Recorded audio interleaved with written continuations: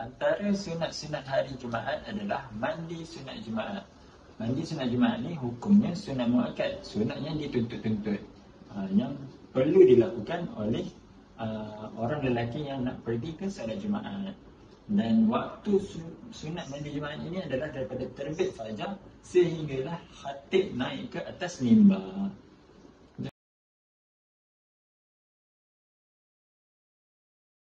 Sunat yang kedua adalah berpakaian kemas dengan pakaian yang terbaik. Antara pakaian-pakaian yang terbaik adalah jubah putih, kopiah, serban dan juga ridak. Dan jikalau pada ketika hari Jumaat itu, khatib disunatkan untuk berpakaian baik dan kemas.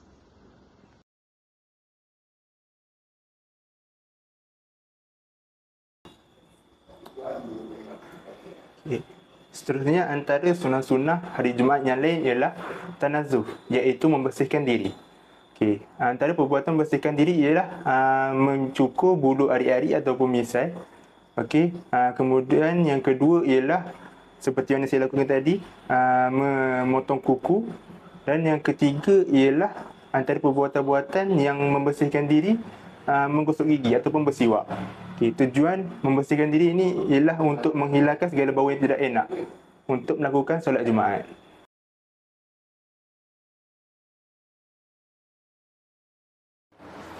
Seterusnya, sunat yang keempat ialah memakai wangi-wangian ataupun tatayyib. Perintah ini dikhususkan kepada kaum lelaki yang ingin solat Jumaat sahaja. Dan kemudian wangian dipakai mestilah kuat baunya tetapi tidak terlalu mencolok mata warnanya. Antara wangi-wangian yang disunatkan dipakai pada hari Jumaat ialah yang pertama, wangian yang berasaskan bunga seperti wangian mawar dan sebagainya. Yang kedua ialah saffron, kemudian wangian gaharu, dan wangian yang afdal dipakai ialah wangian misk ataupun kasturi.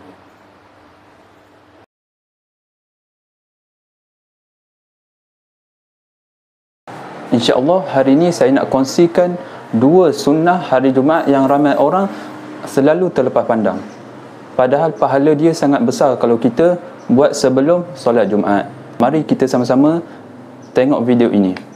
Yang pertama, hadir awal ke masjid. Kita digalakkan untuk hadir awal ke masjid bagi menunaikan solat Jumaat dan mendapatkan sahadapan untuk solat berjemaah. Apabila kita hadir awal ke masjid, kita boleh melakukan beberapa amalan sunat hari Jumaat lain seperti berzikir, selawat dan membaca Al-Quran sebelum menunaikan solat Jumaat. Dari Abu Hurairah radhiyallahu anhu berkata, Nabi SAW bersabda, pada hari Jumaat, pada setiap pintu dari pintu-pintu masjid terdapat para malaikat yang mencatat orang yang datang lebih awal dan seterusnya hingga apabila imam sudah duduk di atas mimbar, lembaran catatan itu ditutup lalu mereka mendengarkan zikir, iaitu khutbah tersebut.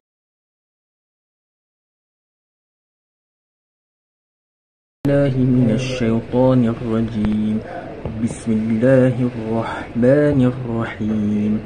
Alhamdulillahilladzi anzala ala 'abdihi al-kitaba wa lam yaj'al lahu 'iwaja. Antara sunat pada hari Jumaat adalah membaca surah Al-Kahfi pada malam Jumaat, pagi Jumaat dan petang Jumaat.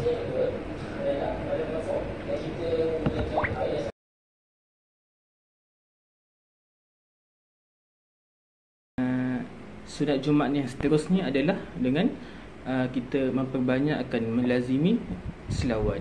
Allahumma salli ala Sayyidina Muhammad wa ala ali Sayyidina Muhammad.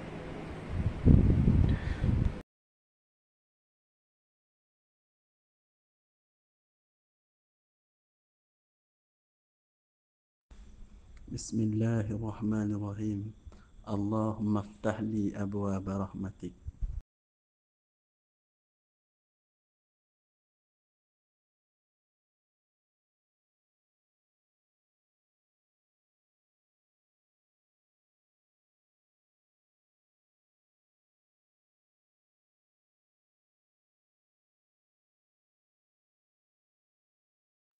Bismillahirrahmanirrahim. Allahumma inni as'aluka min fadlik. Amin.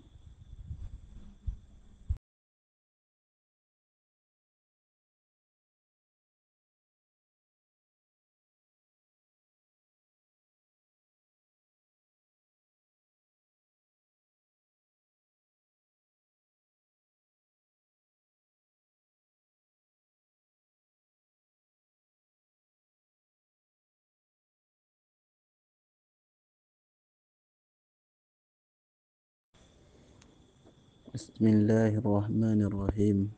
السلام عليكم أهل الديار من المؤمنين والمسلمين، وإنا إن شاء الله بكم لاحقون. تسأل الله لنا ولكم عافية. رب اغفر لي ولوالدي وارحمهما كما ربياني صغيرا. آمين يا رب العالمين.